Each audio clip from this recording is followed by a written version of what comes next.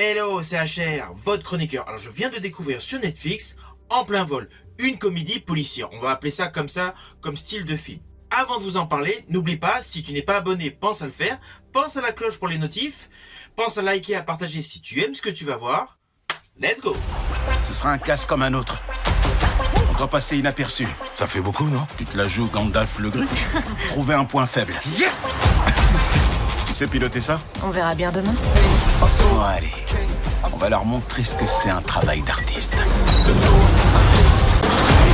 Cyrus! Ils vont nous descendre. Rentrez dans le cockpit!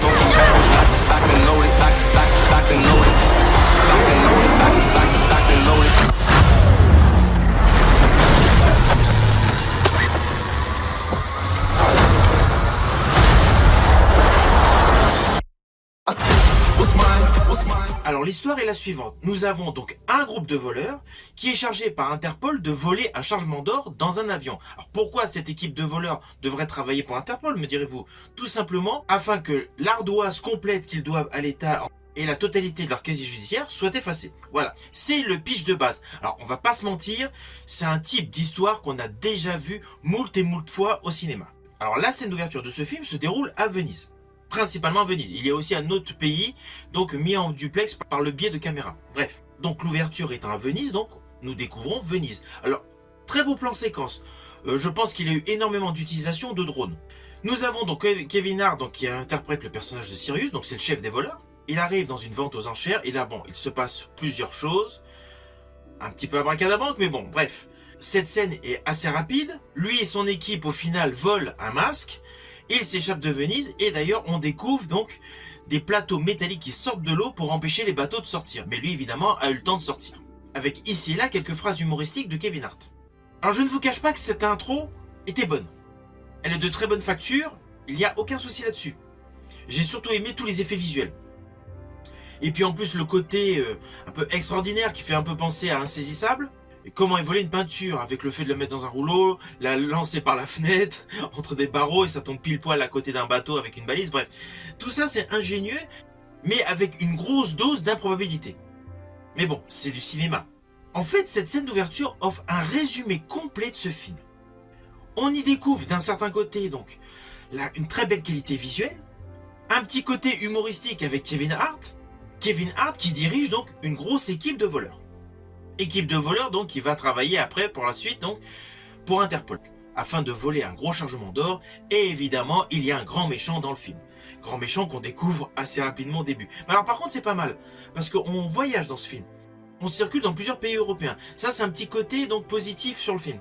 La mise en scène est belle mais sans avoir d'innovation parce que les techniques de drone maintenant sont largement usitées au cinéma et certains plans séquences où justement ces drones sont utilisés, c'est pas mal.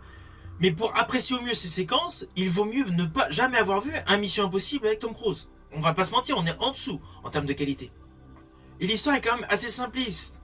Bon oui, il y a les 50 millions de dollars à voler, ok. Mais au fur et à mesure du déroulé de l'histoire, de l'exploitation de l'arc narratif principal autour du personnage de Sirius, donc interprété par Kevin Hart, tout semble assez conventionnel et cousu de fil blanc. Alors moi, perso, honnêtement, j'ai préféré les séquences où l'on voit Sam Worthington. Sam Worthington, c'est le premier rôle dans Avatar. Son jeu est bon, beaucoup plus intègre, beaucoup plus classique, mais selon moi, c'est celui qui joue le mieux dans le film. Bien évidemment, ce n'est que mon avis perso. J'estime que tous les autres acteurs, c'est bien, mais sans plus. On dirait qu'ils ne sont pas forcément convaincus par leur interprétation. Et c'est dommage, parce que sur le papier, le casting est bon. Nous avons donc Sam Worthington, donc, je vous ai dit en petit rôle dedans, donc personnage emblématique d'Avatar, premier rôle. Nous avons donc le premier rôle donc de ce film, donc Kevin Hart qui interprète le rôle de Sirius. Alors Kevin Hart, moi c'est un acteur que je suis depuis le film Mise à l'épreuve. Ma spécialité, c'est le fusil. Attention, il est chargé avec du 12. Oh, ouais, je passe, ça, je te descends. J'ai l'estomac dans le cul. Suivi de Mise à l'épreuve 2 et bien évidemment de la saga Jumanji. Cela fait des années que sa carrière alterne cinéma et télé, mais toujours avec un registre comédie policière, comédie fantastique, voire tout simplement comédie. À ses côtés, donc, nous retrouvons en grand méchant donc, de ce film Jean Reno. Jean Reno qu'on n'a plus besoin de présenter. C'est notre Frenchie qui a une carrière internationale, mais on a pu le voir dans des films comme Rollerball, comme Léon, comme Ronin, comme Godzilla, bref, il a pléthore de rôles au cinéma sur la scène internationale. Toujours côté casting, on retrouve un personnage emblématique de la série espagnole, La Casa del Papel. Bien évidemment, je vous parle de Ursula Corbero. On retrouve Vincent D'Onofrio, qui a une carrière mais phénoménale. Alors moi, honnêtement, étant fan de science-fiction, forcément, je l'ai apprécié dans Passé virtuel, je l'ai apprécié dans The Cell aux côtés de Jennifer Lopez.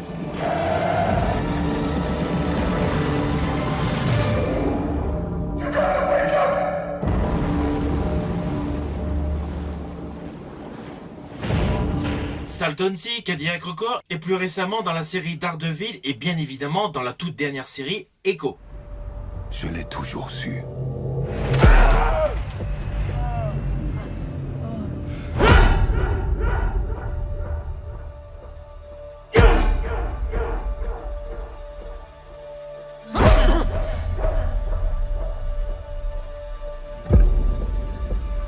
N'aie pas peur. Vous avez compris, nous avions sur le point de départ un casting 5 étoiles. Des acteurs et actrices de talent, le tout dirigé par le réalisateur Félix Gary Gray. Alors Félix Gary Gray, c'est un réalisateur que j'affectionnais sur le début de sa carrière. Je pense notamment au film qui m'a fait découvrir ce réalisateur, c'est-à-dire Le Prix à payer.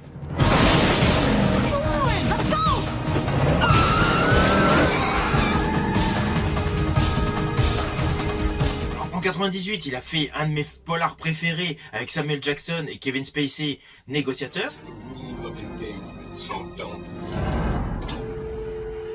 Academy Award winner Kevin Spacey. Relax. I'll call back.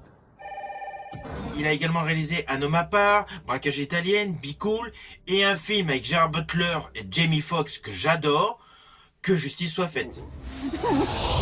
Ne passez pas un arrangement avec ce monstre. Il est trop tard, c'est déjà fait. Je suis vraiment désolé.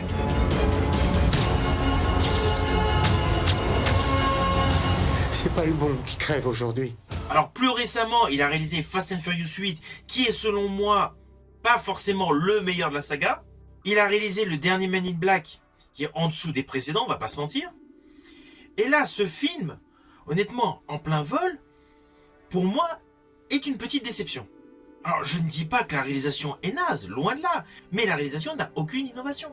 L'histoire est classique, on l'a déjà vu à multiples reprises. Et les rebondissements, on les devine aisément. J'estime que le réalisateur aurait dû rajouter une origin story à chaque membre de l'équipe de Sirius. Alors oui, on sait qu'on a un perceur de coffre, quelqu'un qui pilote un avion, voilà, des experts avec différentes spécialités, mais on n'a pas d'origin story. Et c'est ça ce qui est dommage, car l'équipe est constituée d'actrices et d'acteurs de talent. On sait vite fait par un petit écrit en dessous de chaque personnage sa spécialité, mais il n'y a pas d'origin story. Du coup, on peut pas s'attacher au personnage. Ah oui, quand Vincent D'Onofrio arrive, quand il se déguise, etc., c'est parfait, c'est bien joué. Mais on n'a pas d'origin story. Et c'est ça ce qui est intéressant dans un film de braquage, c'est lorsqu'on a une origin story sur les membres de l'équipe. Selon moi, c'est un bémol dans le film. Alors oui, le film respecte tous les codes du genre pour un film de braquage.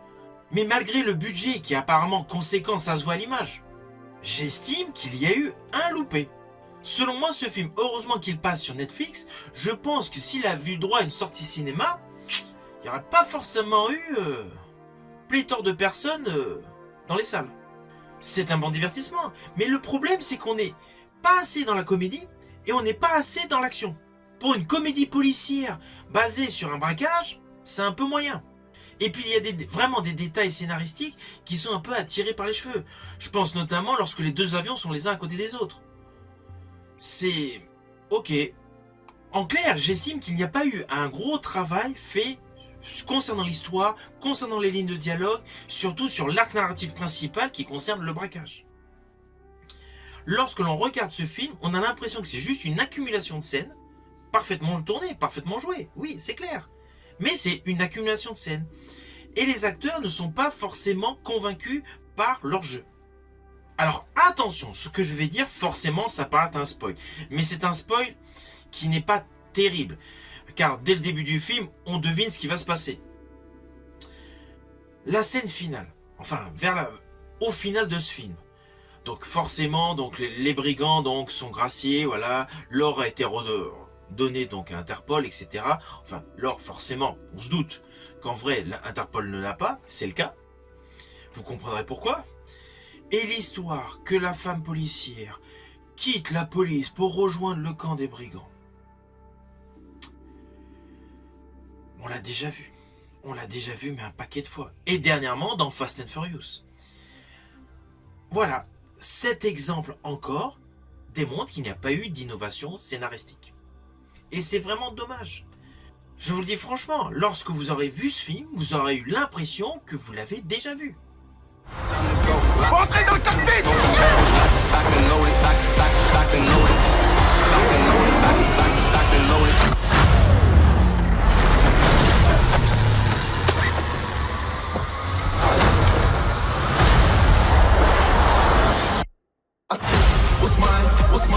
Alors au final, vous avez compris, j'ai été déçu par ce film. Selon moi, ce n'est pas le meilleur film de braquage, loin de là. Ce n'est pas une excellente comédie policière. Les acteurs sont bons, oui, mais l'histoire est légère. Après, libre à vous d'aller le découvrir sur Netflix, c'est évident. Mais en tout cas, voilà, ce n'est pas, je vous le dis franchement, ce n'est pas le film absolu à voir si vous avez beaucoup de choses à découvrir sur petit écran ou sur grand écran. J'espère que ma chronique vous aura plu. Si tel est le cas, pensez à la liker, à la partager. Quant à moi, je vous dis à bientôt pour une prochaine chronique.